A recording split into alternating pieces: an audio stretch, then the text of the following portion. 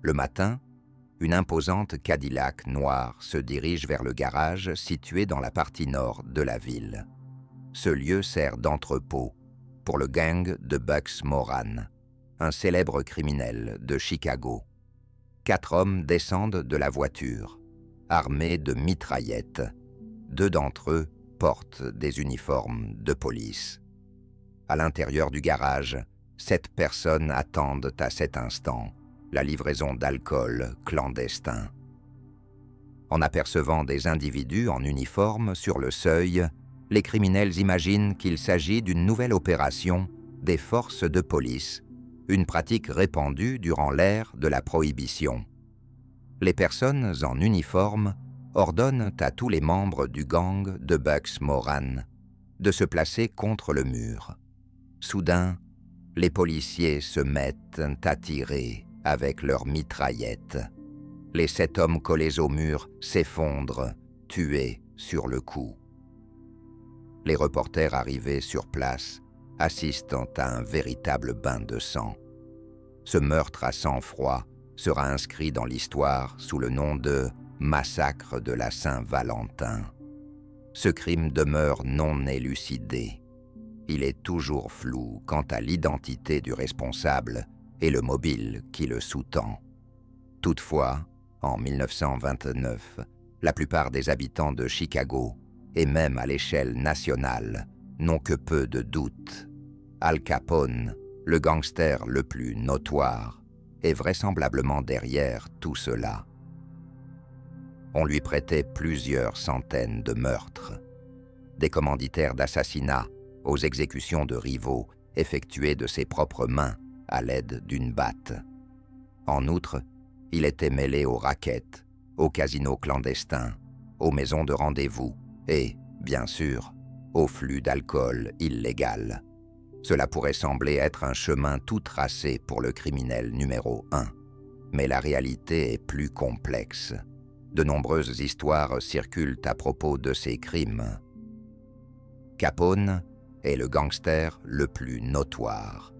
On lui attribuait plusieurs centaines de meurtres, des assassinats commandités aux exécutions de rivaux, exécutés de sa propre main à l'aide d'une batte.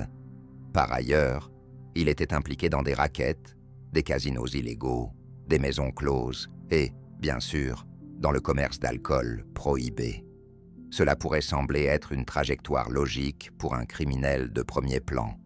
Mais la situation est plus complexe. De nombreuses légendes entourent ces crimes. Il est fascinant de découvrir comment un jeune homme de 20 ans, issu d'une famille d'immigrés défavorisés, a réussi en quelques années à devenir le roi du monde criminel avant de rapidement voir sa grandeur s'effondrer. D'accord, pour saisir à quel point le nom d'Al Capone est devenu une légende, il serait possible de multiplier les statistiques sur ses recherches sur Google, ainsi que les mentions dans les médias et la culture populaire. Cependant, un petit détail révèle bien plus sur la mythologisation du gangster.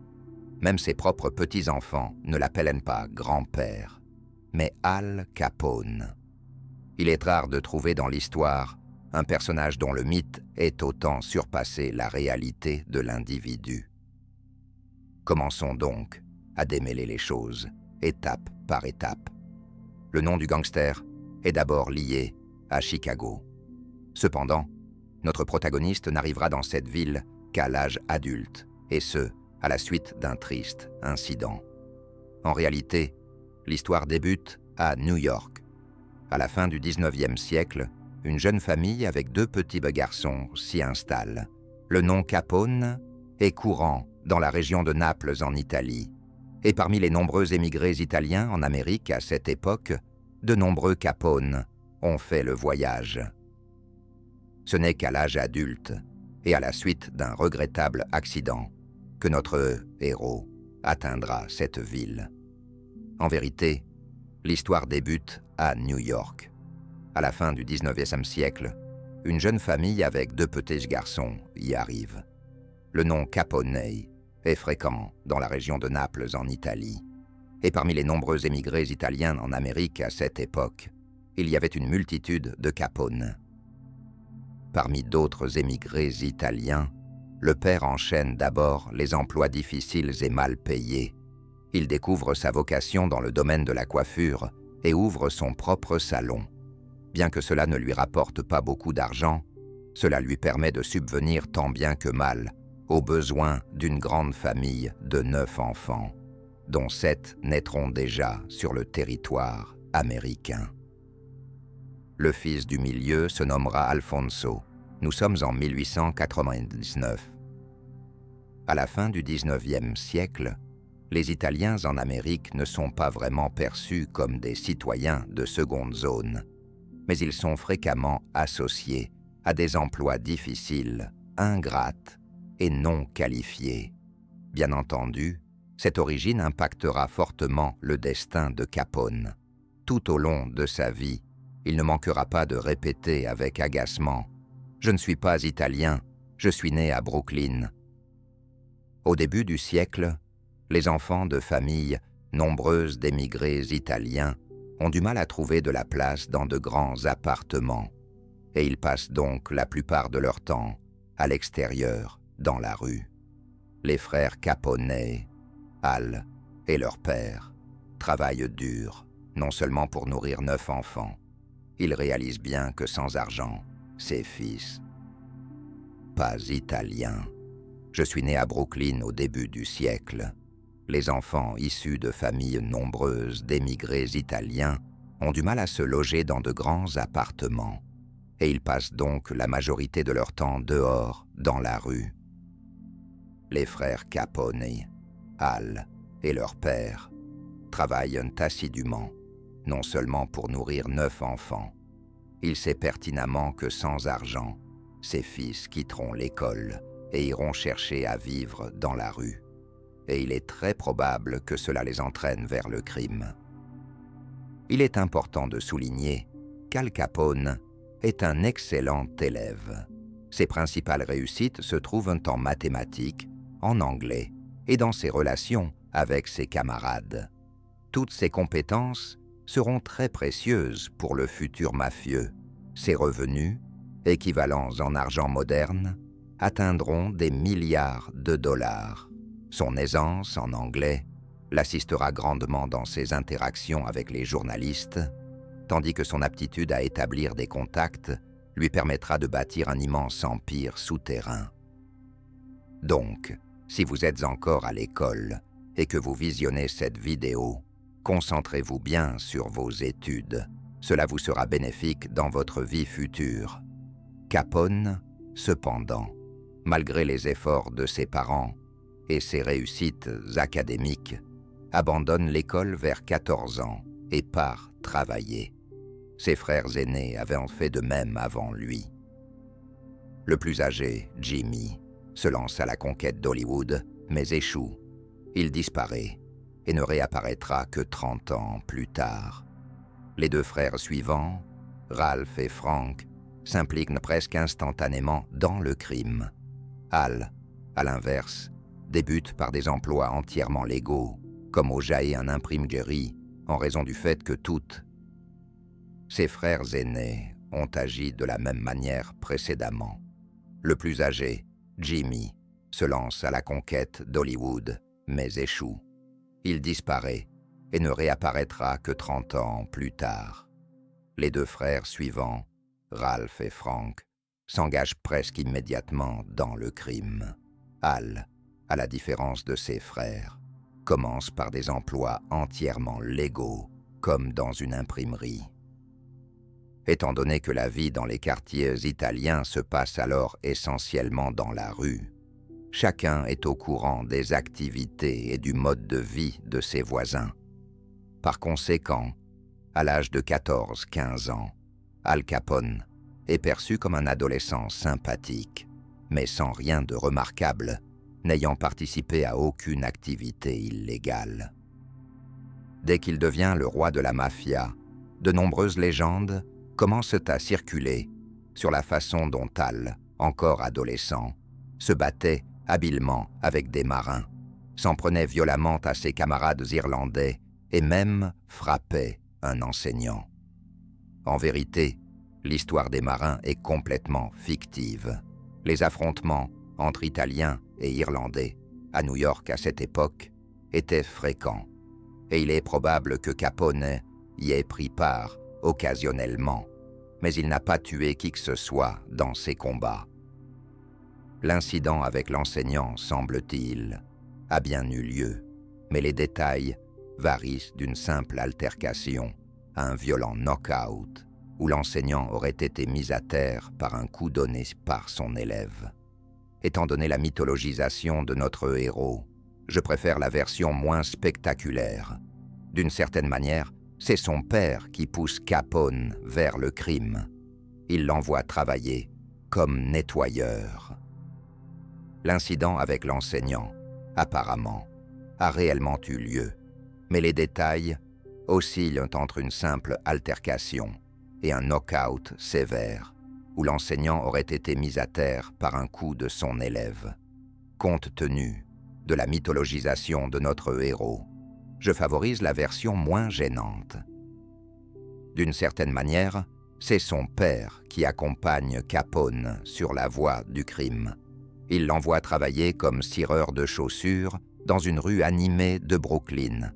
Là, le jeune observe comment les autorités locales protègent les petites entreprises, et une idée d'affaires commence à germer dans son esprit. Capone débute par extorquer de l'argent de manière modeste, collectant des tributs auprès des garçons qui nettoient des chaussures dans le quartier, prétendant leur offrir une protection. L'affaire se développe rapidement, et Capone recrute déjà des collaborateurs pour superviser un plus grand nombre de cireurs. L'entreprise s'effondre rapidement. Capone n'a alors pas de véritable pouvoir et les gangsters locaux s'emparent des affaires du fraudeur. Pourtant, son talent attire l'attention. Le fameux parrain, Johnny Torrio, propose à Capone un emploi. Chaque nouvel arrivant engagé par Torrio devait subir un test psychologique. Il était invité dans le bureau du patron et laissé seul pendant un bref moment. Sur le bureau du responsable se trouvait de l'argent. Et ceux qui résistaient à la tentation de mettre des billets dans leur poche avaient une chance d'obtenir un emploi au sein de l'organisation. Capone réussit le test, et c'est ainsi que débute sa carrière criminelle. L'histoire de Capone et Torrio illustre comment un élève peut non seulement surpasser son maître, mais aussi. Sur le bureau du responsable se trouvait de l'argent. Ceux qui résistaient à la tentation et ne prenaient pas 2 billets dans leur poche avaient une chance d'obtenir un poste au sein de l'organisation de Capone. Il réussit le test, et c'est ainsi que débute sa carrière criminelle. L'histoire de Capone et Torrio démontre comment un élève peut non seulement surpasser son maître, mais aussi complètement l'éclipser au fil du temps. Dans les années 1910 et 1920, Rio était perçu comme un génie de la mafia. Il dirigeait en même temps d'importantes organisations dans 2 villes, New York et Chicago. À ses débuts, Capone n'est qu'un garçon de course, chargé de transmettre des messages. Rien de criminel, mais les revenus sont largement supérieurs à ce qu'il aurait pu gagner en nettoyant des chaussures. Tous les gains, le jeune homme les rapporte régulièrement à la maison. Cependant, il ne faut pas se méprendre. À cette époque, bien qu'Al Capone ne soit pas impliqué directement, il ne peut ignorer ce que Johnny Torrio entreprend réellement. Un ensemble de maisons closes, d'extorsions, de rackets et de meurtres. Progressivement, on confie à Capone des missions de plus en plus importantes. On ne sait pas exactement quand le jeune Al a définitivement basculé du côté obscur. À ce sujet, les avis des nombreux biographes divergent. Certains affirment qu'à 18 ans, il avait déjà à son actif plusieurs meurtres, tandis que d'autres soutiennent que le maximum qu'il ait accompli à cette époque est de collecter les recettes des maisons closes dont le patron était propriétaire. Ce que l'on peut affirmer avec certitude, c'est qu'à ce moment-là, Capone se distingue déjà activement dans la transmission de messages et le moment où il a définitivement plongé dans le côté obscur n'est pas précisément défini. À ce sujet, les avis des nombreux biographes diffèrent. Certains avancent qu'à 18 ans, il avait déjà plusieurs meurtres à son actif, tandis que d'autres soutiennent que le maximum qu'il ait réalisé à cette époque est de collecter les recettes des maisons closes appartenant au patron. Ce que l'on peut affirmer avec certitude, c'est qu'à ce moment-là, Capone est déjà engagé dans la transmission de messages et la collecte d'argent, et les circonstances personnelles jouent également un rôle important. À 18 ans, Al rencontre une jeune fille nommée Mary Collins, ou May. Elle est employée dans une usine de fabrication de boîtes, tout comme Capone. À cette période, il garde encore un emploi légal afin de se protéger. Pour May, Capone n'est pas un petit ami évident. Elle provient d'une famille plus éduquée et aisée, est quelques années plus âgée que lui, et, en fin de compte, est irlandaise. En 1918, ils envisagent de se marier, en raison des relations tendues entre la communauté italienne et la communauté irlandaise au début du XXe siècle à New York. De telles unions ne sont guère soutenues, ni par la société, ni par l'Église. Cependant, au moment du mariage, le couple a déjà un fils d'1 mois, Albert. Ainsi, ni la société ni l'Église n'ont vraiment d'autre choix. May n'est pas la première fille de la vie de Capone. À 20 ans, il possède déjà une expérience sexuelle assez riche. Son emploi dans les nombreuses maisons closes de son patron laisse inévitablement des traces. À 16 ans, Al contracte sa première gonorrhée. Il y a un fils d'1 mois, Albert. Ainsi, ni la société ni l'Église n'ont réellement d'autre choix. Mais n'est pas la première fille de la vie de Capone. À 20 ans, il possède déjà une expérience sexuelle assez riche. Son travail dans les nombreuses maisons closes de son patron laisse inévitablement des séquelles. À 16 ans, Al contracte sa première gonorrhée et à 20 ans, il attrape la syphilis. Il transmettra également ces maladies à sa jeune épouse et à travers elle, au nouveau-né, qui dès son enfance souffrira de nombreux problèmes de santé. La vie sexuelle de Capone sera encore plus riche après le mariage, mais ici, Alphonse ne ressentait aucun conflit d'intérêt.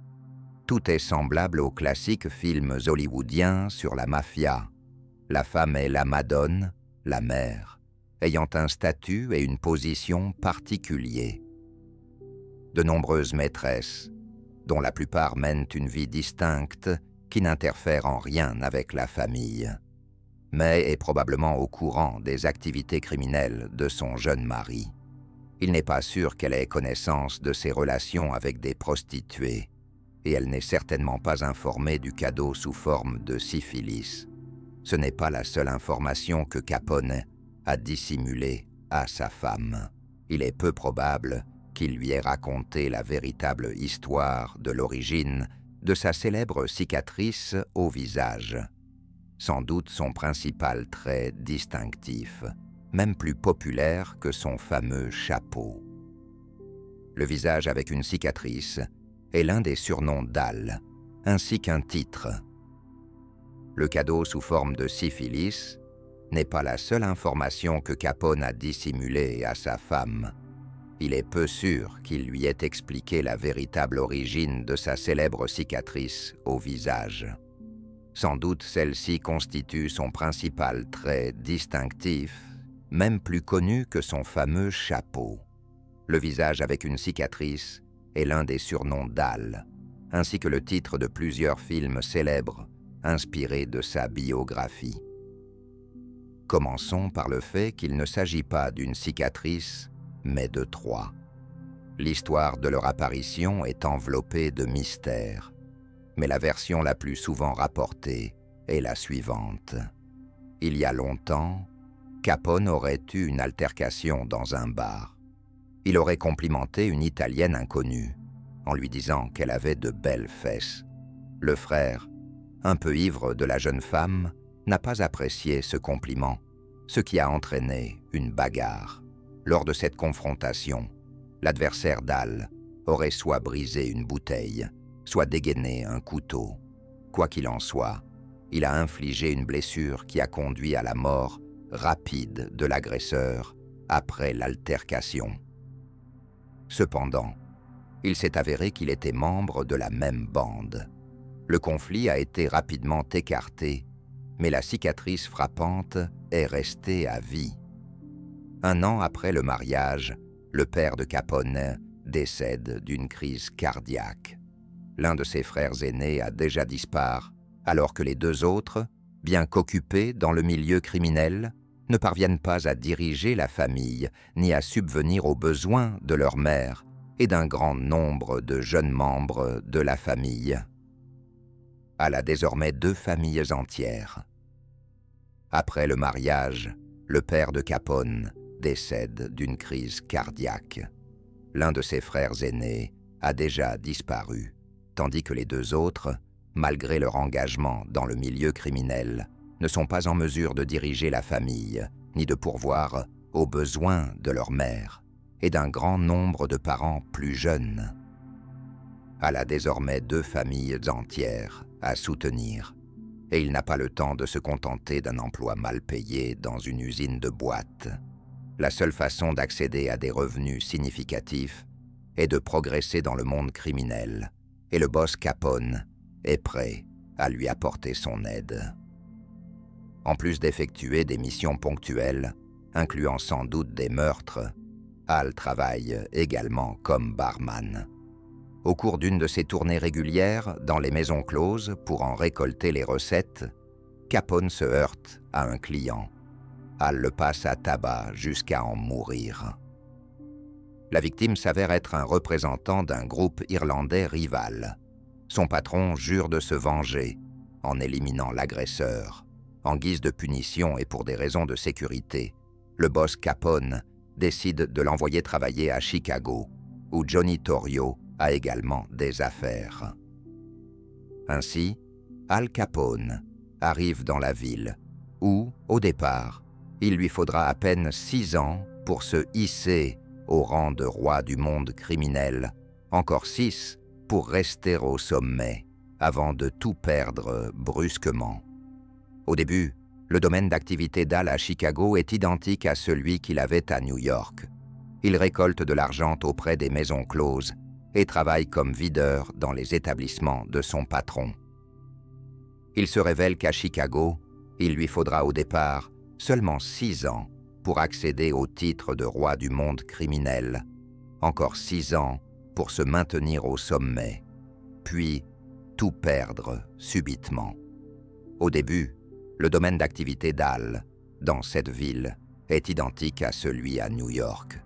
Il recueille de l'argent auprès des maisons closes et agit comme videur dans les établissements de son patron. Al, sa femme et son fils occupent un modeste appartement. À cette époque, elle est déjà au courant des nombreuses liaisons de son mari avec des prostituées. Cependant, celles-ci ne deviennent pas encore ses maîtresses habituelles, simplement car le jeune membre du groupe criminel n'a pas encore tant d'argent à sa disposition. Il est difficile de déterminer comment se serait déroulée la vie du gangster le plus célèbre, et s'il aurait même acquis ce titre sans un événement historique. En janvier 1920, un vol hors du commun a eu lieu aux États-Unis. Tout d'abord, cela semblait tout à fait ordinaire. Un train a été cambriolé, mais leur cible n'était pas des lingots d'or ni des billets de banque, mais quelque chose d'aussi précieux à l'époque, du whisky. Peu de temps avant cet événement, un nouvel amendement a été intégré à la Constitution des États-Unis, qui sera connu sous le nom de « prohibition ». La vente et la production d'alcool ont été interdites dans le pays. Au cours de la décennie suivante, cela va transformer beaucoup de choses dans la vie de toute la nation et, bien sûr, dans la biographie de notre héros. En effet, ce qu'Al Capone est devenu, il le doit en grande partie à la prohibition. Bientôt, Chicago. Dans la Constitution des États-Unis, un nouvel amendement a été adopté qui sera connu sous le nom de prohibition. La vente et la production d'alcool ont été prohibées dans le pays. Au cours de la décennie suivante, cela va bouleverser de nombreux aspects de la vie de toute la nation et bien sûr, influencer la biographie de notre héros. Ce qu'Al Capone est devenu, il le doit en grande partie à la prohibition. Rapidement, Chicago se transforme en épicentre de règlements de comptes sanglants, de politiciens corrompus et de policiers malhonnêtes. Pratiquement chaque jour, pendant une dizaine d'années, les habitants retrouvent dans les journaux des histoires et sur un nouvel assassinat, le cambriolage d'un entrepôt de champagne illégal, des affrontements entre gangs rivaux et d'autres crimes. D'après les estimations des chercheurs de l'époque, environ 700 meurtres liés au règlement de comptes entre groupes locaux ont eu lieu à Chicago dans les années 20, et près d'un tiers de ces crimes étaient attribués à Capone. Mais nous aborderons ce sujet plus en détail un peu plus tard. La première véritable responsabilité de notre héros consiste en la gestion des finances des entreprises de son patron. Il prend en charge la comptabilité et l'évasion fiscale. Les revenus de Capone connaissent une croissance significative. Et bien qu'Al continue à travailler, notamment dans des bordels, il s'efforce de se dissocier publiquement de cette activité. Capone se présente comme un homme d'affaires respecté, s'habille élégamment et fait imprimer des cartes de visite au nom d'identités fictives.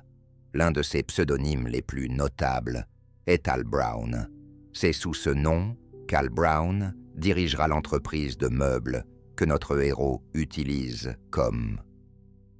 Al continue à travailler, y compris dans des bordels, tout en s'efforçant de se dissocier publiquement de cette activité. Capone se présente comme un homme d'affaires respectable. Il s'habille avec soin et fait imprimer des cartes de visite portant des noms fictifs. L'un de ses pseudonymes les plus connus est Al Brown.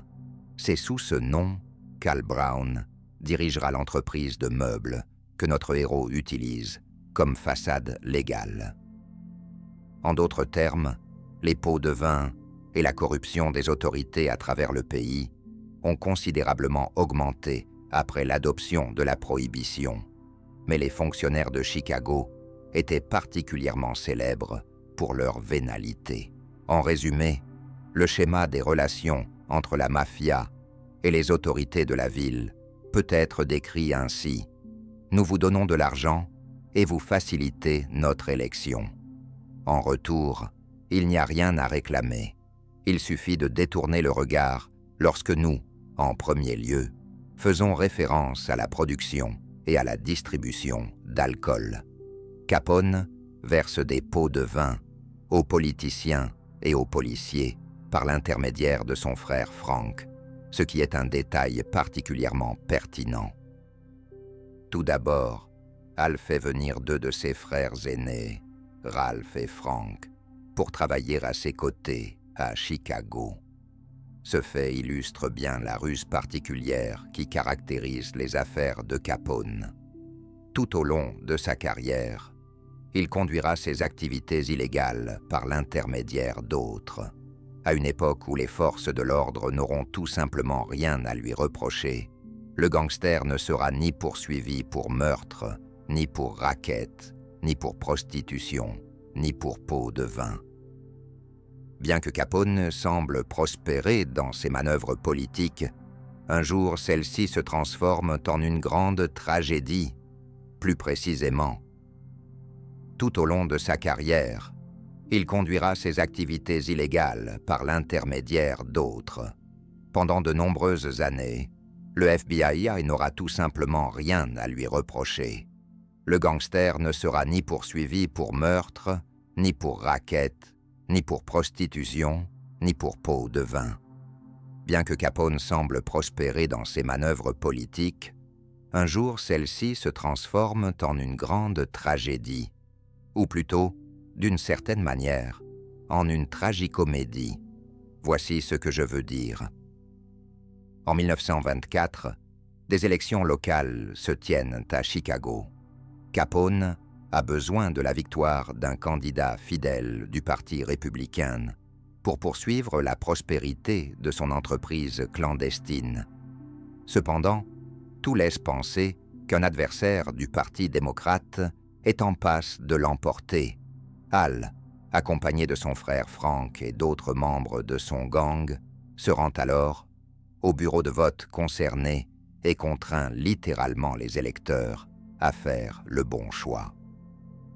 La situation s'intensifie et la police est appelée sur place. Pour une raison quelconque, ils arrivent dans une voiture sans plaque d'identification. En approchant, il faillit renverser Frank Capone qui traverse la chaussée. Celui-ci sort instinctivement son arme. Les policiers dans la voiture voient cela comme un signal de frappe et une fusillade éclate. Frank et plusieurs autres membres du gang perdent la vie dans cet échange de tirs. Ainsi, une série d'absurdités a abouti à une grande tragédie personnelle pour Al Capone. Apparemment, il ne réalisait tout simplement pas qu'il était possible de voter en toute discrétion. Les années suivantes s'avèrent sans aucun doute les plus périlleuses pour Capone. Les règlements de comptes entre les groupes criminels de la ville. Les policiers voient cela comme un signal d'attaque et une fusillade éclate. Frank et plusieurs autres membres du gang perdent la vie dans cet échange de tirs. Ainsi, une série d'absurdités aboutit à une grande tragédie personnelle pour Al Capone. Apparemment, il ne comprenait tout simplement pas qu'il était possible de voter en toute discrétion. Les années suivantes s'avèrent sans doute les plus périlleuses pour Capone. Les règlements de comptes entre les groupes criminels de la ville sont à leur paroxysme. Le gang de Johnny rejoint Capone, et ce groupe est désigné comme une filiale, une organisation composée principalement de personnes d'origine italienne.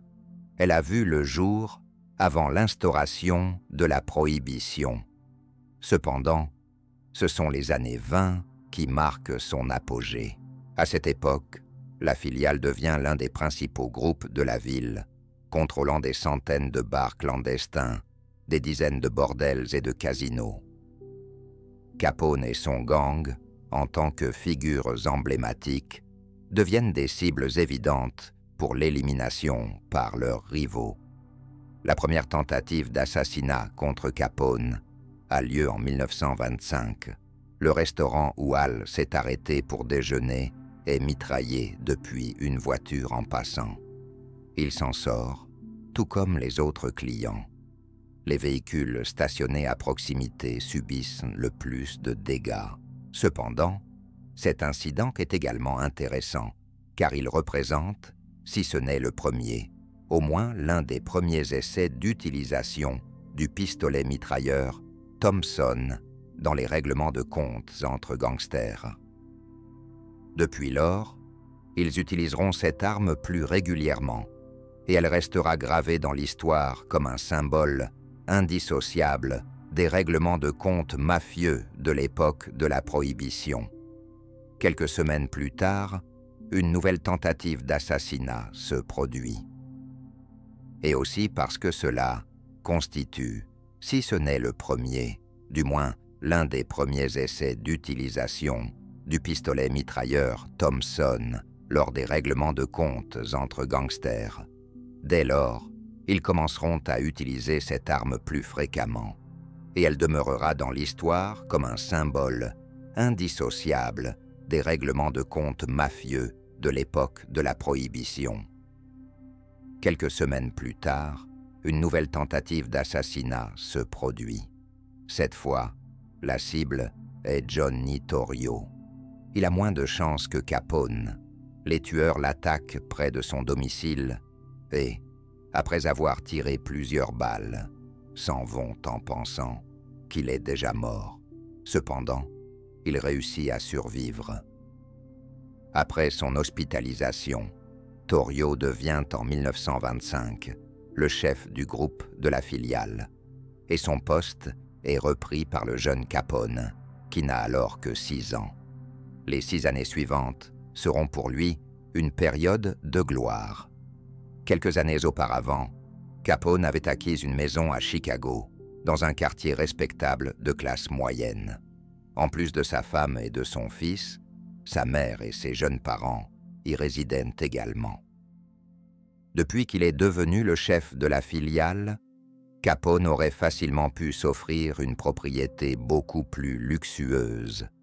Toutefois, cet endroit demeurera sa seule maison à Chicago. En revanche, Capone ne dispense pas sur les dépenses. Son style vestimentaire flamboyant restera gravé dans l'histoire. Chapeau et costume à $5 000, ce qui en termes actuels équivaut à 10 fois plus. De plus, Al a la possibilité de commander directement 20 ensembles chez le tailleur. Cependant, cet endroit demeurera sa seule maison à Chicago. En revanche, Capone n'hésite pas à dépenser. Son style vestimentaire extravagant marquera l'histoire. Chapeau et costume onéreux à $5 000, ce qui, selon les normes actuelles, équivaut à 10 fois plus. Par ailleurs, Al peut passer directement commande pour 20 ensembles chez le tailleur. À grand regret, la photographie en noir et blanc ne parvient pas à capturer toute la vivacité des vêtements du mafieux. Certains de ses costumes pouvaient être de couleur citron ou lavande, ou d'un jaune intense. En résumé, d'importantes sommes d'argent ne coïncident pas toujours avec le bon goût. La générosité de Capone ne se limitait pas à ses propres dépenses. Vêtements et bijoux coûteux pour sa femme, cadeaux pour sa famille et ses amis, ainsi que des distributions d'argent liquide à des inconnus. Un jour, selon la légende, le gangster aurait acheté l'intégralité de la série de journaux à un garçon inconnu qui les vendait. Et il existe d'innombrables histoires de ce type.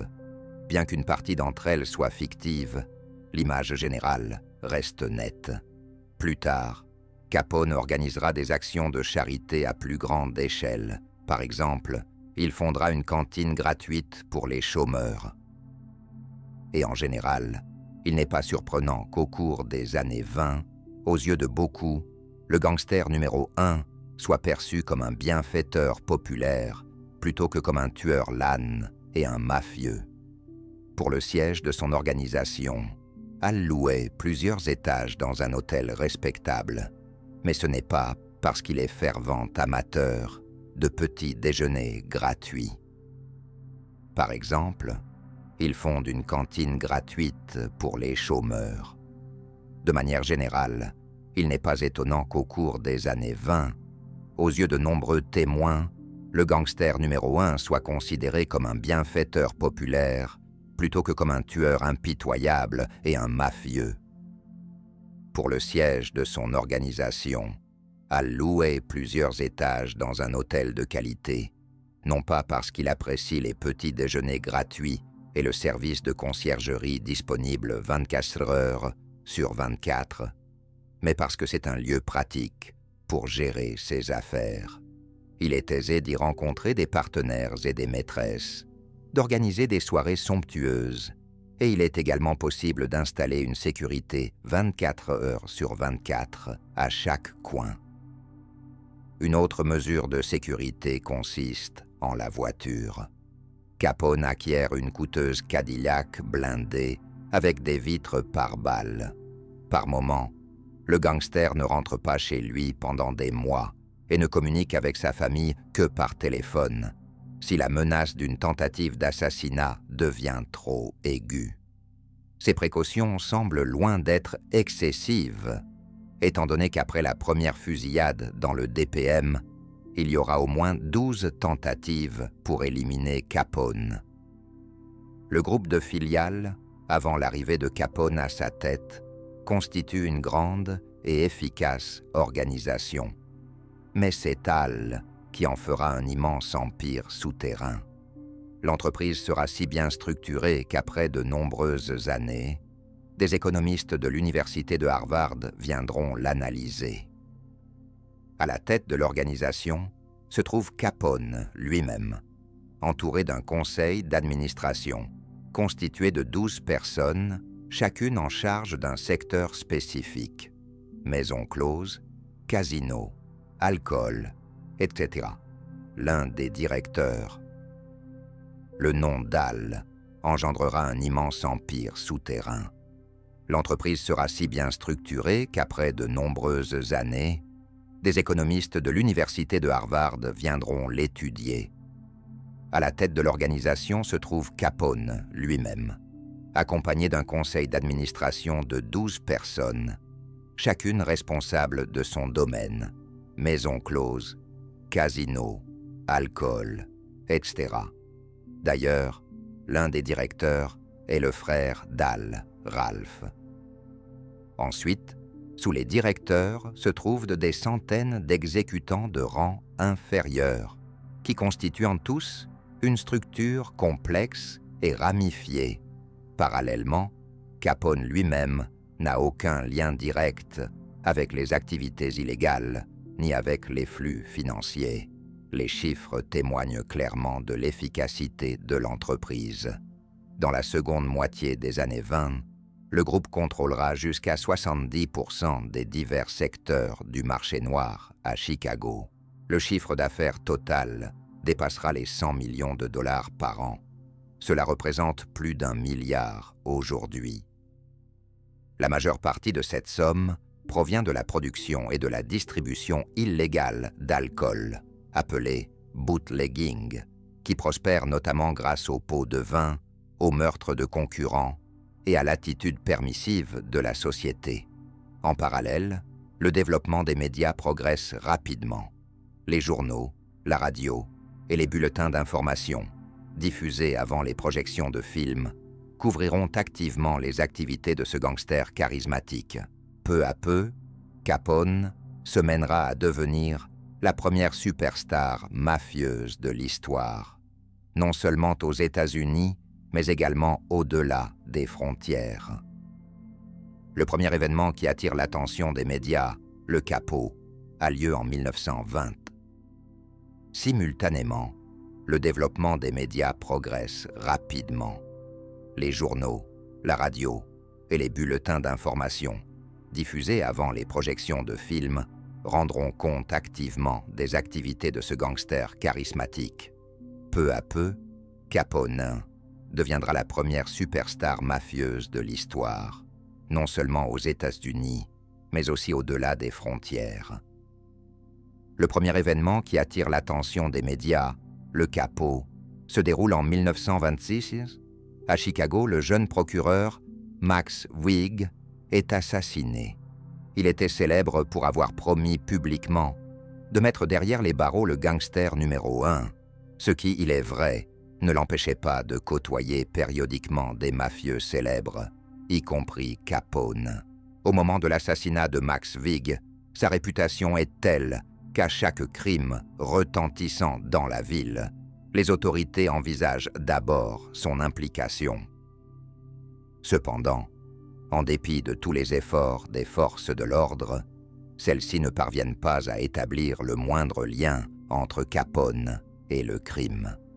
Graduellement, le roi du monde souterrain de Chicago comprend qu'il est possible de contrôler la presse d'une certaine manière. Bien avant l'apparition des réseaux sociaux, Capone perçoit l'importance de bâtir une marque personnelle. Il commence à rémunérer des journalistes. Cette stratégie a déjà fait ses preuves avec des politiciens et des policiers. Pourquoi ne pas l'appliquer aux médias? Les journalistes achetés soulignent dans leurs articles les initiatives caritatives de Capone, tout en décrivant de manière saisissante les souffrances morales du résident de Chicago, injustement accusé du jour au lendemain de crimes horribles. Parfois, le mafieux convie des membres de la presse. Cette stratégie a déjà porté ses fruits avec des politiciens et des policiers. Pourquoi ne pas l'appliquer aux médias? Les journalistes soudoyés soulignent dans leurs articles les initiatives caritatives de Capone, tout en décrivant avec force les souffrances morales du résident de Chicago, injustement diffamé, accusé du jour au lendemain de crimes horribles. Parfois, le mafieux reçoit chez lui des représentants de la presse. Là, ils sont accueillis par Al en robe de chambre avec un sourire bienveillant. Il feint d'être un homme de famille ordinaire qui, bien sûr, n'a tué personne et qui juge très désagréable que ses proches lisent les nombreuses diffamations dans les journaux. En parallèle, les meurtres dans la ville ne cessent pas, malgré les efforts de Capone pour négocier avec d'autres autorités et clarifier les sphères d'influence dans la ville. Il reste la principale cible à éliminer, surtout au vu de son influence croissante et de sa notoriété. L'un des principaux rivaux de Capone durant sa carrière, à Chicago, est Joe Aiello, un homme puissant de la mafia sicilienne. Joe a orchestré plusieurs tentatives d'assassinat contre Al. La plus célèbre d'entre elles est entourée de scènes de violence sanglantes et de têtes brisées. Voici comment cela s'est déroulé. Après diverses tentatives infructueuses, Aiello met un contrat sur son ancien ennemi, offrant une récompense de 50 000 $, ce qui équivaut aujourd'hui à plus d'un demi-million. Les candidats se manifestent rapidement. 2 tueurs à gages aguerris qui avaient principalement travaillé pour Capone auparavant. Un contact commun alerte Al de l'attentat imminent et lui révèle les noms des mercenaires. Des scènes de violence sanglantes et de têtes brisées. Voici comment cela s'est déroulé. Après plusieurs tentatives infructueuses, Aiello met un contrat sur son ancien ennemi, offrant une récompense de 50 000 $, équivalente aujourd'hui à plus d'un demi-million. Les candidats se manifestent rapidement, 2 tueurs à gages aguerris, ayant principalement travaillé pour Capone auparavant. Un contact commun prévient Al de l'attentat imminent et lui communique les noms des mercenaires. Capone invite les tueurs à gages à déjeuner. Il sait qu'ils n'ont aucune idée qu'il est au courant. Finalement, Capone saisit une batte et fracasse les têtes des mercenaires, provoquant l'inquiétude des gardes qui ont beaucoup à perdre. L'histoire est colorée et spectaculaire, bien qu'elle demeure incertaine, mais elle laisse une forte impression. Aucun document ne prouve cet événement. On sait simplement que les corps des tueurs ont été découverts dans leur voiture, mais la nature des blessures reste encore floue. Toute l'histoire ressemble à une boule de neige où chaque nouvelle narration dans un livre ou un film sur Capone entraîne l'accumulation de nouveaux détails controversés, et la version finale s'écarte trop de la vérité. Il est effectivement très probable qu'il soit impliqué dans le meurtre, probablement à cause d'un contrat lancé contre lui. Cependant, il est hautement improbable qu'il ait agi de ses propres mains. Elle a toujours fait preuve d'une grande prudence à cet égard. Par exemple, il n'a jamais exprimé publiquement des critiques envers ses concurrents et n'a jamais abordé de telles choses dans sa correspondance. Tout cela vise à éviter d'être compromis. Ils ont dressé un contrat contre lui. Cependant, il est hautement improbable qu'il ait agi de ses propres mains. Elle a toujours fait preuve d'une grande prudence à cet égard. Par exemple, il n'a jamais exprimé publiquement des critiques sur ses concurrents ni mentionner de telles choses dans sa correspondance. Tout cela afin d'éviter toute compromission, et cette stratégie a continué à fonctionner jusqu'à aujourd'hui. Capone n'est accusé d'aucun meurtre. Il est donc difficile de croire à une exécution sanglante avec une batte. Après avoir tenté de faire tomber Capone, Joe Aiello sera tué en 1930. Qui, selon toute vraisemblance, se cache derrière cela? Devinez par vous-même. En 1928, des élections se tiennent à Chicago. Et cette fois-ci, les règlements de compte atteignent un nouveau niveau. Des colis explosifs sont envoyés aux candidats, et certains d'entre eux sont abattus sur le seuil de leur propre maison, notamment ceux qui déplaisent à Al Capone. Et ici, bien sûr, une question logique se pose. D'accord, admettons qu'il soit difficile de remonter jusqu'au commanditaire dans les meurtres à gages. Mais qu'en est-il de tout le reste? Les pots de vin, l'alcool illégal, les casinos clandestins. La police et les procureurs n'ont-ils pas pu trouver au moins quelques preuves de l'implication d'Al Capone pour le faire incarcérer? Étonnamment, non. Même si tout le monde a bien conscience de la situation. Deux raisons principales expliquent cela: la corruption et l'indifférence de la société. Commençons par le premier point. Dans la structure complexe du syndicat, Capone avait sous sa coupe des centaines de personnes, chaque bière clandestine, chaque bar ou casino. La police et les procureurs n'ont-ils pas été capables de dénicher au moins quelques preuves de l'implication d'Al Capone pour le faire incarcérer? Étonnamment, non. Même si tout le monde saisit bien la situation, deux raisons essentielles l'expliquent: la corruption et l'indifférence de la société. Commençons par le premier point. Dans la structure complexe du syndicat, des centaines de personnes participaient aux activités de Capone. Chaque bière clandestine, chaque bar ou casino tenait des livres de compte détaillés. Sans cela, une entreprise ne peut pas fonctionner. Même si Capone s'efforçait d'effacer toutes les traces le liant à des activités criminelles, il était sans doute possible de les découvrir. Registres financiers, témoins, et ainsi de suite. Mais le problème résidait dans le fait que Capone avait un grand nombre de policiers, de procureurs et de juges à sa solde. Supposons que lors d'une nouvelle descente dans un bar, les forces de l'ordre mettent la main sur des documents précieux. Dans un premier temps, les hommes de Capone tentent de soudoyer un policier subalterne. Si celui-ci reste intègre, il se tourne vers son supérieur, et ainsi de suite dans la hiérarchie, jusqu'au juge. À un certain moment, il y avait toujours quelqu'un qu'il parvenait soit à acheter, soit à intimider. Un jour, Capone a confié à un journaliste que si on l'incarcérait, l'économie de Chicago s'effondrerait. Tant de personnes dans la ville dépendaient de son entreprise et de ses pots de vin. En 1927, même le vice-président des États-Unis reconnaissait que les autorités étaient incapables d'agir contre le second facteur de l'immunité d'Al Capone, l'amour du peuple ou, au minimum, sa clémence.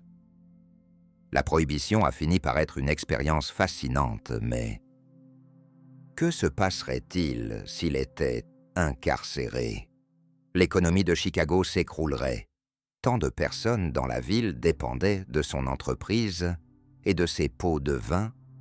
En 1927, même le vice-président des États-Unis admettait que les autorités étaient incapables d'agir contre lui.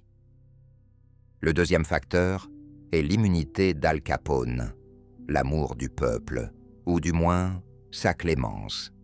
La prohibition s'est avérée être une expérience intrigante, mais infructueuse. Non seulement la loi elle-même contenait diverses échappatoires, comme la vente d'alcool à des fins médicales ou religieuses, mais en plus, beaucoup ne prenaient pas l'interdiction au sérieux. Capone, qui aidait les simples travailleurs à se détendre après une longue journée, jouissait d'une image plutôt favorable.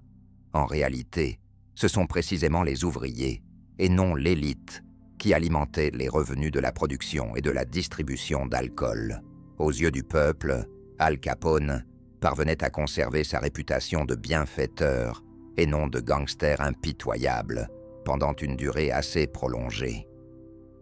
On peut encore croiser les souvenirs de simples employés de Capone, comme des cuisiniers ou des serveurs, qui se rappellent de lui avec des mots uniquement bienveillants. Leur capacité à dissocier les choses dans leur esprit résonne indéniablement avec les récits de la mafia, mais son influence était trop puissante. Beaucoup recevaient de l'argent de sa part ou participaient à ces fêtes somptueuses qui pouvaient s'étendre sur plusieurs jours sans interruption. L'alcool illégal coulait à flot, et parmi les invités, on croisait des représentants influents des forces de l'ordre, des politiciens, ainsi que des célébrités du show business et du sport. Al Capone se sentait tellement et de la mafia, mais son influence était trop grande. Beaucoup recevaient de l'argent de sa part ou assistaient à ces fêtes extravagantes qui pouvaient durer plusieurs jours sans interruption. L'alcool illégal coulait à flot. Parmi les invités, on croisait des représentants de haut rang des forces de l'ordre, des politiciens ainsi que des célébrités du show business et du sport. Al se sentait tellement au-dessus de la loi qu'il avouait ouvertement aux journalistes dans des interviews qu'il était un contrebandier. Parallèlement, il s'indignait de constater que tous ceux qui consommaient son alcool n'étaient jamais punis. Quand je vends de l'alcool, on dit que c'est de la contrebande. Quand je sers de l'alcool à des personnalités influentes sur un plateau en argent, ils appellent cela de l'hospitalité. Célèbre citation du gangster. Pour que vous puissiez mieux saisir la notoriété d'Al Capone, voilà quelques faits statistiques. Entre 1929 et 1931, 5 biographies du gangster ont été publiées. À cette époque, il venait tout juste d'avoir 30 ans.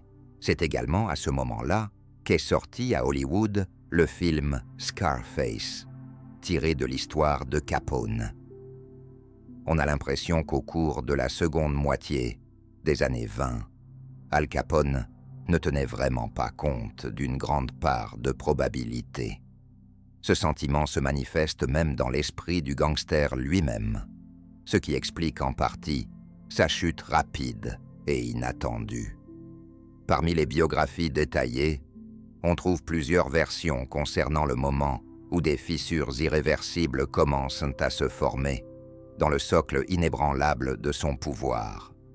Cependant, on a l'impression qu'au cours de la seconde moitié des années 20, Al Capone ne tenait vraiment pas compte d'une grande part de probabilité, et ce sentiment émerge même dans l'esprit du gangster lui-même.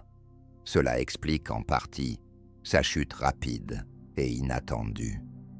Parmi les biographies détaillées, plusieurs versions existent concernant le moment où des fissures irréversibles apparaissent dans le socle inébranlable de son pouvoir. Cependant, toutes les théories se situent dans une période de 2 ans, de 1928 à 1930. À ce moment-là, Al Capone avait déjà acquis une maison dans le sud de la Floride. Contrairement à Chicago, il y fait chaud et ensoleillé toute l'année. Capone a déménagé sa femme et son fils dans ce nouvel endroit, y passant la saison hivernale. En tant que puissant syndicat, il gère ses affaires à distance durant ces périodes.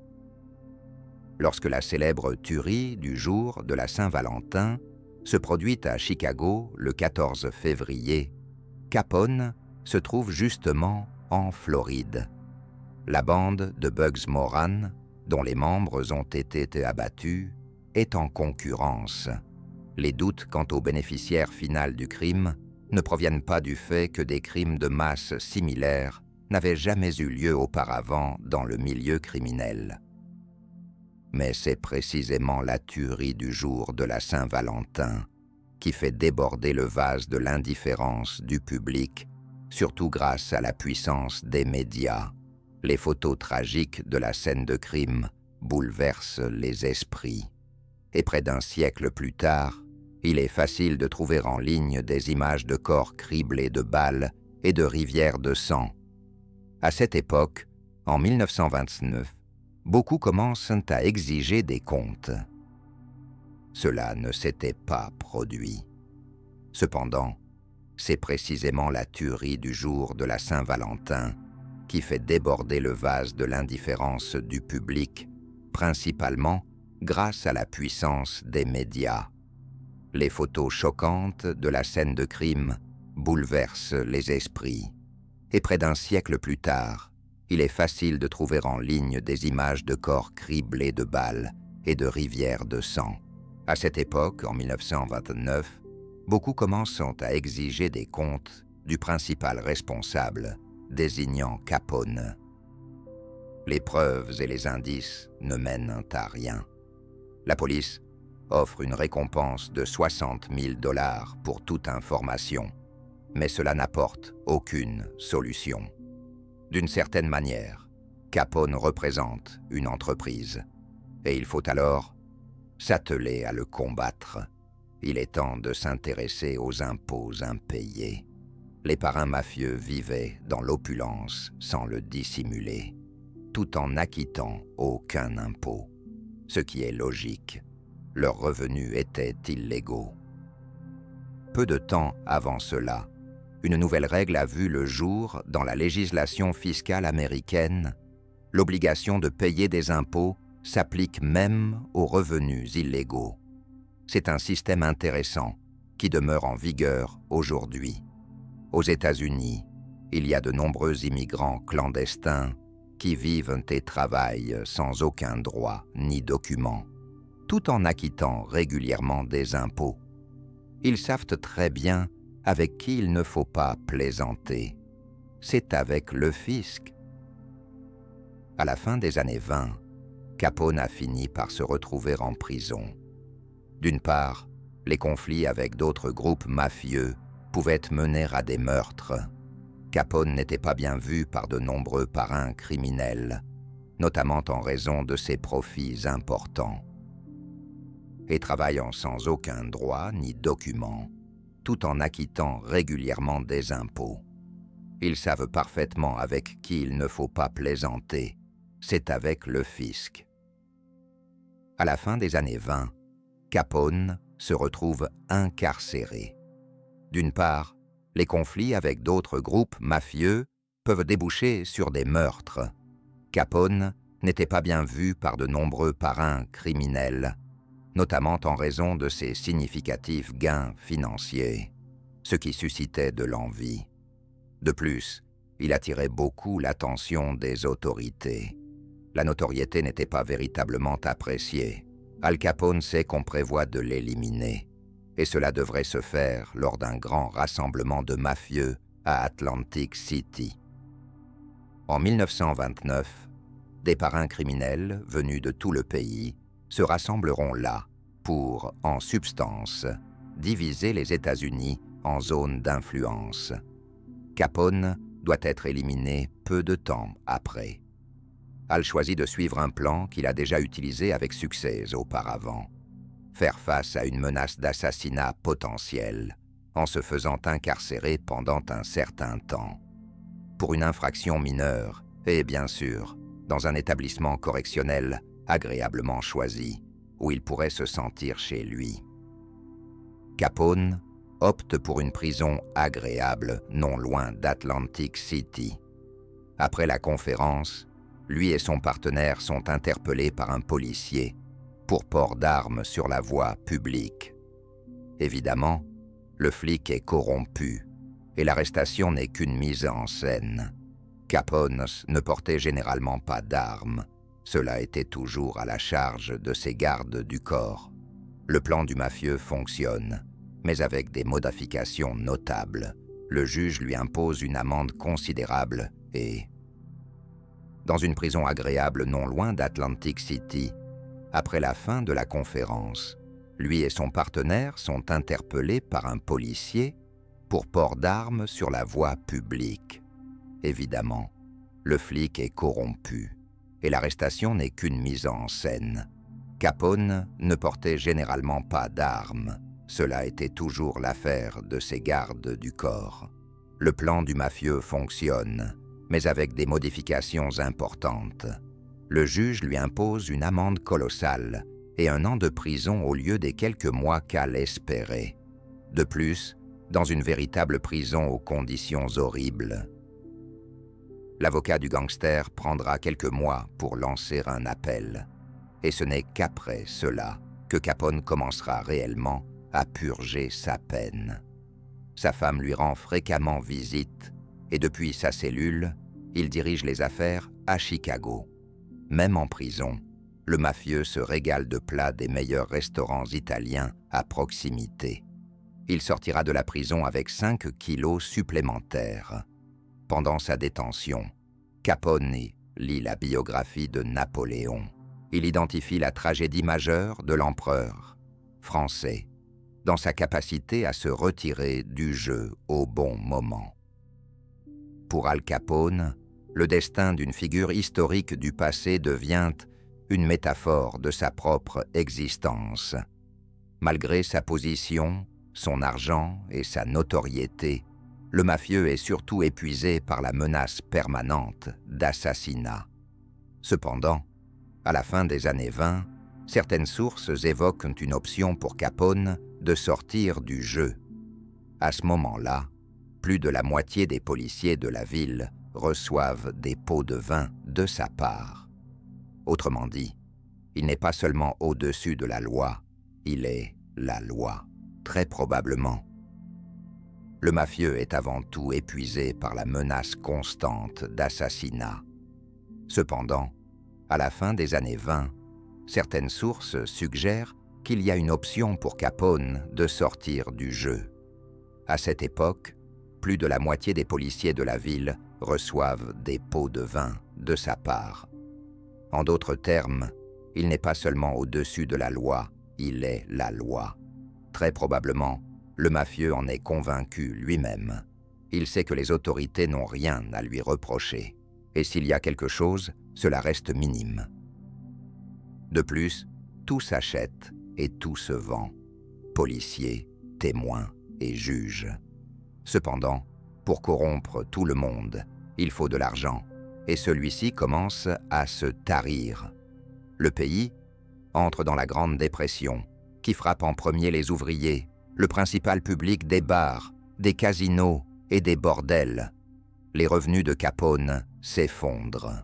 Parallèlement, un consensus commence à émerger parmi les élites.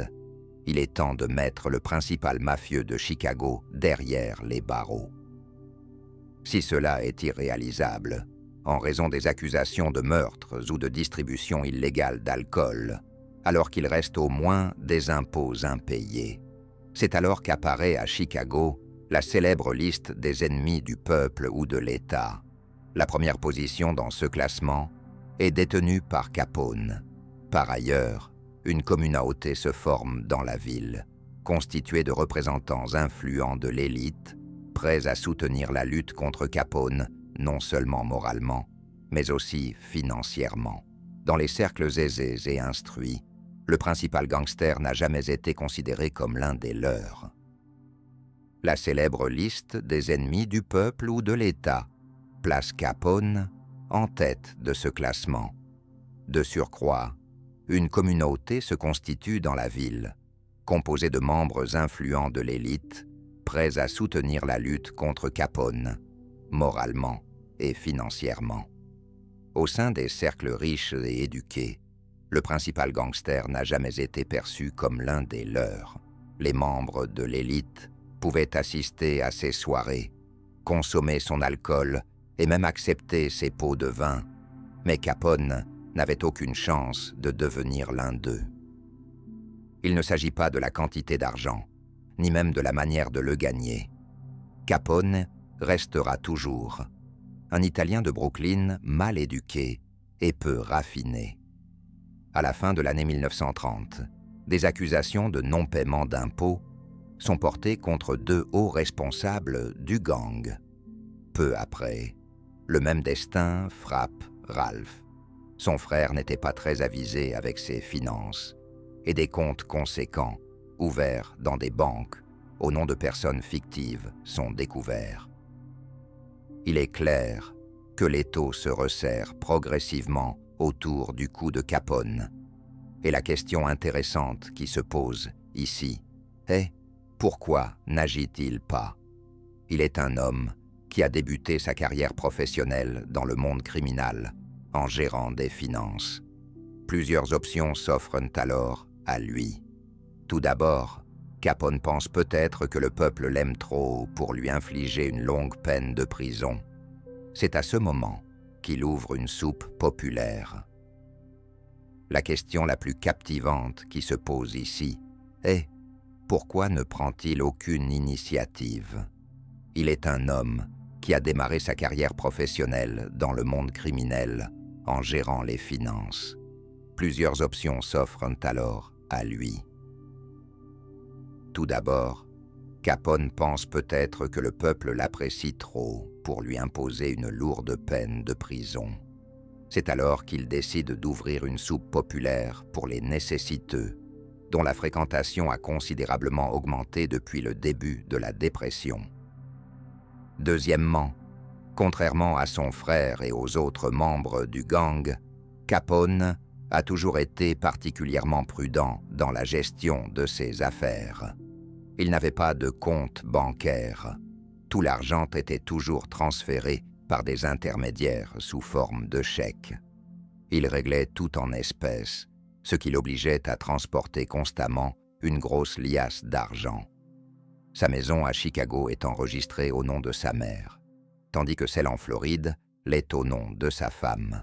De plus, dans tous les livres de compte des nombreuses entreprises du gang, le nom de Capone apparaît systématiquement sous forme codée. Ce bref laps de temps, qui représente la musique, si l'on tente d'expliquer des processus juridiques complexes en termes simples, peut être résumé en une question principale des agents des impôts. D'où vient l'argent, Capone? La famille va ne manquer également de rien. Pourtant, tu n'as payé aucun impôt, ce qui suggère que tu n'as initialement perçu aucun revenu, Capone. Cela devient probablement sa plus grande erreur. La réaction des avocats face aux demandes des services fiscaux ne parvient pas seulement à apaiser les soupçons entourant Capone, mais attire également l'attention des procureurs. Les réponses se résument à ceci. D'où vient l'argent, Capone? La famille ne manque pas non plus de ressources. Pourtant, tu n'as payé aucun impôt. Cela signifie que tu n'as initialement perçu aucun revenu, Capone. C'est probablement sa principale erreur. La réponse des avocats aux demandes des services fiscaux ne parvient pas à dissiper les soupçons concernant Capone, mais aussi ceux des procureurs. Les réponses des juristes renforcent partiellement le lien de Capone avec des flux financiers illégaux. En somme, au milieu de 1931, la prison pour Capone semble pratiquement inéluctable, et la seule question qui reste est: combien d'années? Il va maintenant être question de quelques détails juridiques. Il est essentiel de les connaître pour saisir ce qui est vraiment arrivé au roi de la mafia. Ainsi, Al Capone et ses avocats soumettent une proposition d'accord au procureur. Le gangster reconnaît sa culpabilité pour certaines accusations, écope de quelques années de prison, et ensuite s'installe définitivement en Floride. Au début, tout semble indiquer que les procureurs sont disposés à accepter cet accord. Parce que si l'accord échoue, l'affaire sera portée devant un jury. Dans un premier temps, la culpabilité du prévenu devra encore être établie devant les jurés. Ensuite, c'est Chicago. Il est possible que les preuves soient inutiles, car les jurés pourront être soit soudoyés, soit intimidés.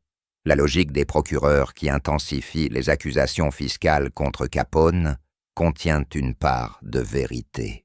Parallèlement, les mafieux tentent de le poursuivre en vertu de ce qu'on appelle l'article sur le vagabondage. Car si l'accusé n'a pas payé d'impôts et n'a pas. Et ensuite, c'est Chicago. Les preuves pourraient s'avérer inutiles, car les jurés seront soit achetés, soit intimidés. La logique des procureurs, qui font monter les accusations fiscales contre Capone, contient une part de vérité. Parallèlement, les mafieux tentent de le poursuivre en vertu de ce qu'on appelle l'article sur le vagabondage. Car si l'accusé n'a pas payé d'impôts et n'a pas eu d'emploi, il aurait dû en chercher un ou demander des allocations, ce que Capone n'a pas fait. Quoi qu'il en soit, l'affaire s'écroule au tribunal. Les témoins refusent de se retourner contre le mafieux. Devinez par vous-même pourquoi. Au milieu de l'année 1931, Capone se présente au tribunal pour avouer sa culpabilité en matière de non-paiement d'impôts, afin d'obtenir 2 ans et demi dans le cadre de l'accord et de partir vers une prison de type station balnéaire. À la grande surprise tant de l'accusation que de la défense, le juge refuse d'avaliser l'accord. Cela signifie que la culpabilité sera établie par le jury lors de séances publiques. Au début d'octobre 1931, un procès débute à Chicago, qui prétend sans conteste au titre de spectacle de la décennie. Les audiences s'étendront sur plusieurs semaines, et chacune d'elles sera couverte en détail, non seulement par la presse locale, mais également par la presse nationale. Le public s'attend à des personnages hauts en couleur, des rebondissements inattendus et un final sensationnel. Voici comment tout cela s'est déroulé. La liste prolongée des noms des jurés était connue à l'avance. Que font les hommes de Capone? Exactement. Ils en achètent la majorité. Les audiences s'étendront sur plusieurs semaines. Chacune d'elles sera minutieusement couverte, non seulement par la presse locale, mais aussi par la presse nationale. Le public anticipe des personnages hauts en couleur, des rebondissements inattendus et un final spectaculaire. Voici comment tout cela s'est déroulé. La liste élargie des noms des jurés était connue à l'avance. Que font les hommes de Capone? Exactement, ils achètent. La majorité d'entre eux, cela semble un bon coup, mais c'était prévisible. Peu avant le début de la première audience, le juge remplace intégralement le jury. Les nouveaux jurés sont isolés dans un hôtel, sous haute sécurité et sans aucun contact avec le monde extérieur. La première semaine des audiences est favorable à l'accusation. Les témoignages de témoins clés, qui étaient d'une manière ou d'une autre connectés au flux financier du gang, à ses filiales ou à Capone lui-même, sont présentés. Certains des témoins qui s'expriment étaient sous protection des témoins jusqu'au procès.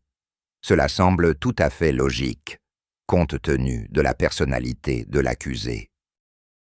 Les procureurs exposent les résultats de leur enquête, dont la principale conclusion révèle plus de 140 000 $ d'impôts impayés sur plusieurs années. Un autre point fort de l'accusation réside dans la mise en lumière des dépenses extravagantes du prétendu chômeur Capone. C'est à ce moment-là que commence le travail sur l'opinion publique, c'est-à-dire sur les jurés, dont la majorité sont des travailleurs au salaire modeste. Les témoins décrivent le style de vie extravagant du gangster, ses voitures, ses costumes, ses fêtes. Au final, ils évoquent même des sous-vêtements en soie coûteux et des dépenses de 1 000 $ par semaine pour la nourriture. Je rappelle qu'à cette époque, le pays traverse la Grande Dépression et beaucoup se retrouvent sans emploi ni ressources financières. C'est-à-dire que, devant les jurés, dont la majorité sont des travailleurs aux salaires modestes, les témoins décrivent le mode de vie luxueux du gangster, ses voitures, ses costumes, ses fêtes, et même des sous-vêtements en soie coûteux, ainsi que des dépenses de 1 000 $ par semaine pour la nourriture. Il est important de rappeler qu'à cette époque, le pays est en pleine grande dépression et que beaucoup se retrouvent sans emploi ni argent. Dans leur plaidoirie, les procureurs évoquent même le récent meurtre médiatisé d'un célèbre journaliste criminel à Chicago. Selon les rumeurs, Capone serait impliqué. Quel rapport cela a-t-il avec l'affaire des impôts? Aucun. Cependant, les jurés restent des êtres humains, et les humains sont des créatures émotionnelles. Ensuite, la défense entre en scène. Les avocats pourraient argumenter que la norme sur la déclaration des revenus illégaux n'a été instaurée qu'en 1927, tandis que les procureurs ont fourni des données pour les années 1925 et 1926. Les avocats pourraient également souligner que la plupart des preuves recueillies lors des perquisitions dans les établissements sont nulles, car leur délai de prescription est dépassé. Les avocats pourraient faire valoir que de nombreuses dépenses ne sont pas un crime en soi. Ils pourraient également arguer que les procureurs ont mal géré les preuves relatives aux revenus illégaux, contrairement à eux. Au lieu de cela, ils avancent de nombreux arguments farfelus, clamant par exemple que toute personne chercherait naturellement à dissimuler ses revenus et à éviter de payer des impôts, après avoir entendu toutes les parties. L'accent sur le fait que de grandes dépenses ne sont pas inherently un crime. De plus, les procureurs ont mal géré les preuves concernant les revenus illégaux, ce que les avocats n'ont pas fait. Au contraire, eux exposent de nombreux arguments ridicules. Par exemple, ils soutiennent que toute personne aimerait véritablement dissimuler ses revenus et éviter de payer des impôts. Après avoir écouté toutes les parties, les jurés rendent leur verdict. Ils acquittent Capone. Cependant, même les 5 accusations restantes suffisent pour que le juge inflige à Al Capone une sentence sans précédent de 11 ans de prison pour des infractions fiscales. Un demi-siècle plus tard, l'Association américaine des avocats examinera minutieusement les éléments de ce procès et conclura que toutes les preuves présentées par les procureurs auraient pu être efficacement contestées grâce à un travail d'avocat compétent et que l'accusé aurait été acquitté. Cependant, comme le souligne la presse en 1931, la condamnation de Capone pour des infractions fiscales n'est qu'un écran de fumée. Le gangster lui-même est persuadé que c'est son excès de notoriété qui a conduit à sa chute. L'appel des avocats contre le verdict est logiquement rejeté, et 1 an plus tard, à l'âge de 33 ans, Alphonse Capone entame sa peine. De nombreuses légendes circulent sur les conditions de détention de Capone en prison. À Atlanta, certains détenus décrivaient la vie luxueuse du gangster, des repas au restaurant, des draps onéreux et même des substances illicites qu'il aurait supposément consommées. Cependant, Capone décrit une réalité complètement différente. L'ancien roi de la mafia vit comme un prisonnier ordinaire. La plupart du temps, il répare des chaussures ou nettoie des sols. Pendant ses moments libres, on lui permet de jouer à Atlanta, certains détenus évoquaient la vie luxueuse du gangster, des repas au restaurant, des draps onéreux et même des substances illicites qu'il aurait supposément consommées. Cela propose une image totalement différente. L'ancien roi de la mafia vit comme un prisonnier ordinaire. La plupart du temps, il répare des chaussures ou nettoie les sols. Pendant ses moments de libre, on lui permet de jouer de la basse dans un groupe musical, en raison de sa bonne conduite. Et Capone se comporte effectivement très bien. C'est son opportunité de réduire considérablement sa peine. Et probablement, Capone aurait ainsi passé le reste de ses jours en prison.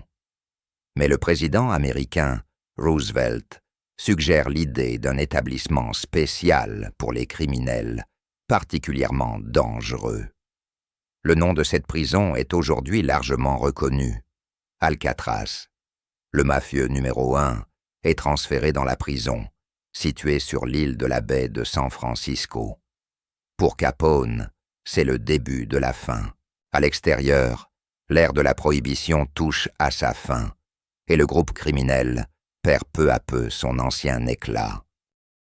À Alcatraz, Capone ne s'attend certainement pas à un accueil chaleureux. La prison a été conçue en partie pour priver les criminels dangereux de toute possibilité de mener une existence confortable. Au début, la notoriété de l'ancien gangster numéro 1 lui assure une certaine sécurité. Les autres détenus craignent Capone. Toutefois, ils réalisent rapidement qu'il a été incarcéré pour des infractions fiscales et non pour meurtre ou racket. Selon certaines informations, Capone subit des agressions. Au moins une attaque a été consignée dans les dossiers médicaux.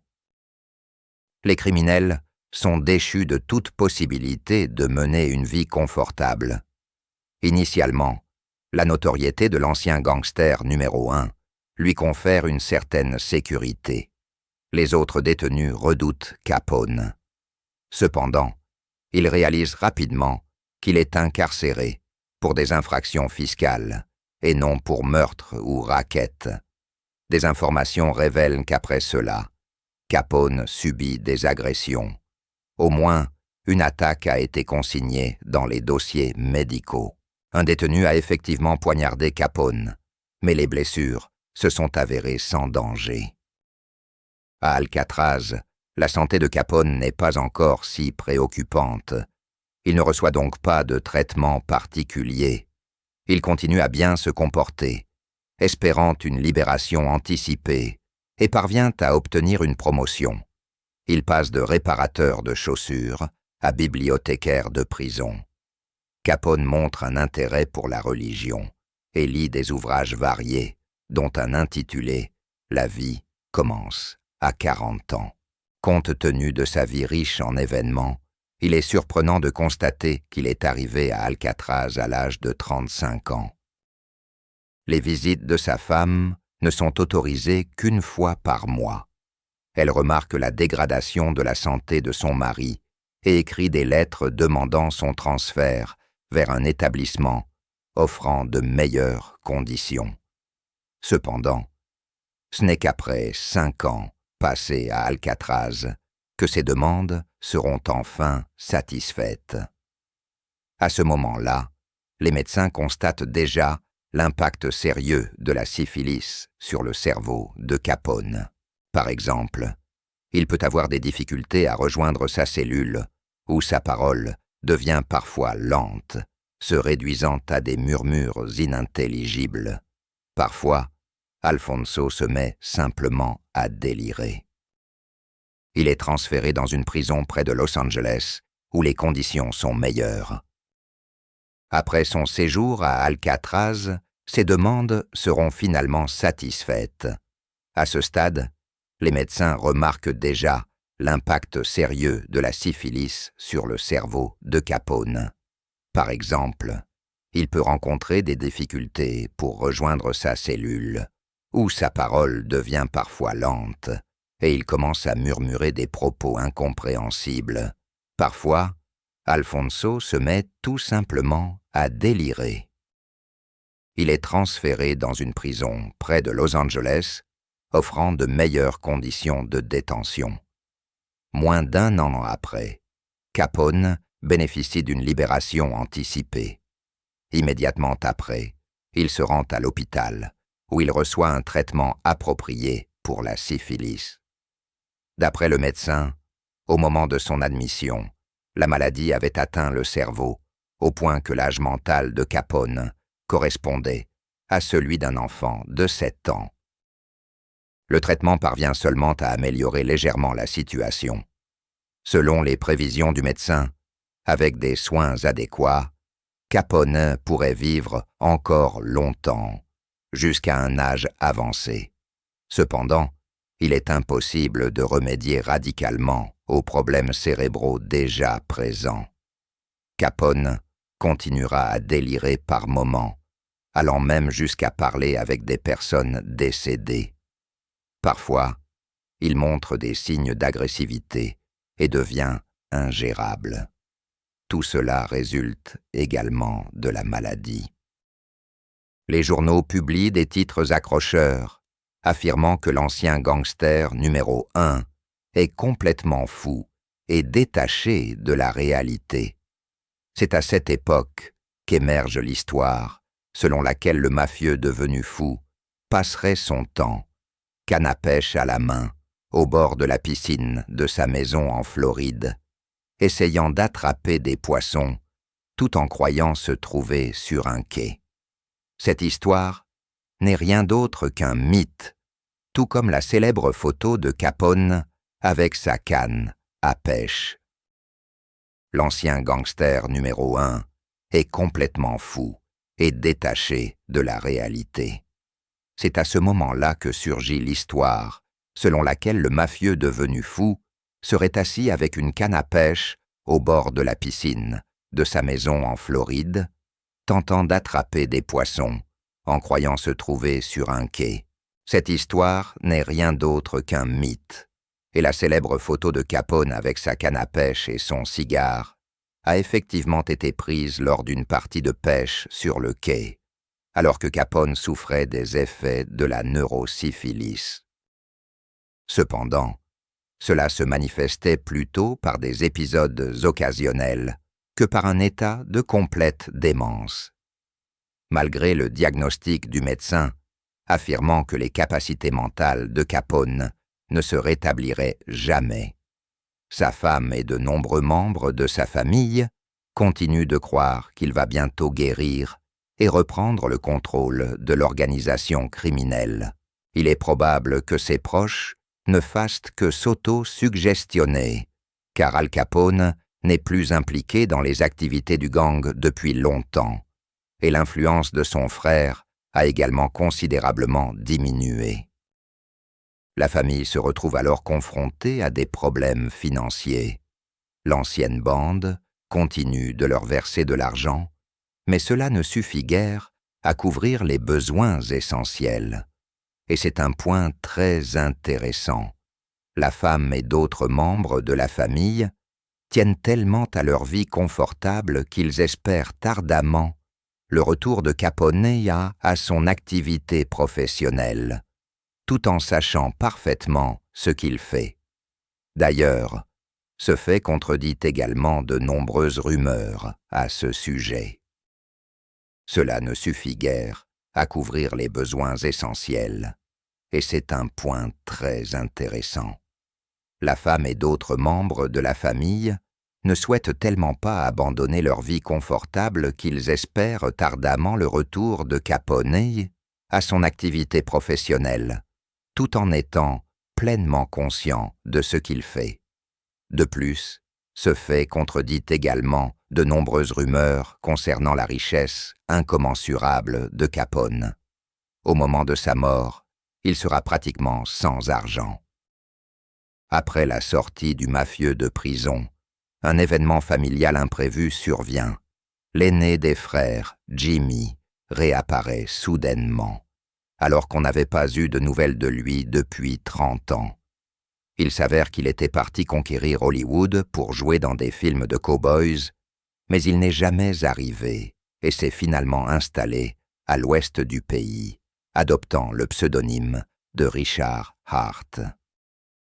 Il est généralement admis que c'est le seul frère du clan Capone à être resté du bon côté de la loi.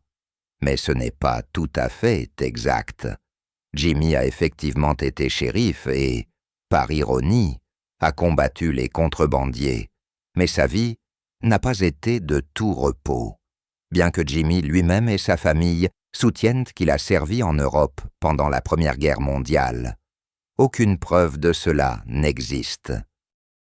En revanche, il est certain qu'il a été accusé à plusieurs reprises de vol. Jimmy Capone a finalement décidé de revenir vers sa famille, uniquement parce qu'il se retrouvait sans argent. Et c'était sa seule issue. Sa famille soutenait qu'il avait servi en Europe pendant la Première Guerre mondiale. Cependant, aucune preuve de cela n'existe. En revanche, il est certain qu'il a été accusé à plusieurs reprises de vol. Il a finalement décidé de revenir vers sa famille, uniquement parce qu'il se retrouvait sans argent. Et c'était sa seule issue. Au cours de sa dernière période de vie après sa sortie de prison, l'ancien chef de la mafia vit comme un homme âgé, bien qu'il ne soit qu'au milieu de la quarantaine.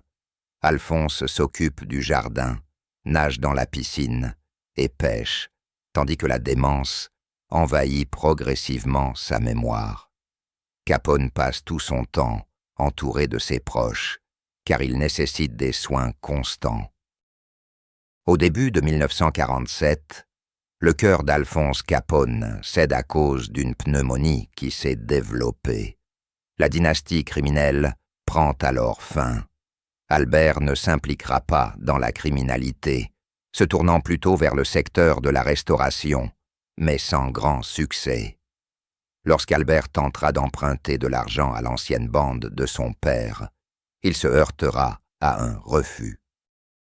Au départ, la vie d'Al Capone évoque un film captivant. Fusillade, contrebande, intrigue politique et guerre criminelle, tout ce que l'on a l'habitude de voir dans les classiques du cinéma de gangsters, dont la plupart s'inspirent d'ailleurs de l'image même de Capone.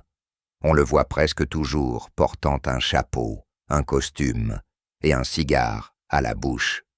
Mais la véritable histoire du gangster numéro 1 est en réalité un drame complexe, digne de la filmographie de Martin. Le cinéma, les fusillades, la contrebande, les intrigues politiques et les guerres criminelles, tout cela est ce que nous avons l'habitude de rencontrer dans les classiques du cinéma de gangsters, dont la plupart s'inspirent d'ailleurs de l'image même de Capone. On les voit presque toujours en chapeau, en costume et avec un cigare à la bouche. Mais la véritable histoire du gangster numéro 1 est en réalité un drame complexe digne de la filmographie de Martin Scorsese. Le protagoniste opte pour un chemin relativement simple et rapide vers le succès à travers le crime, mais l'ascenseur qu'il emprunte mène en réalité vers le bas. Et plus il progresse, plus c'est profond et sombre. La rétribution attend inéluctablement le héros, à la fin, à musique. Il semble qu'aucun texte ne m'ait été donné à traduire. Merci de fournir le bloc de texte sur lequel vous aimeriez que je travaille, et je serai ravi de vous assister.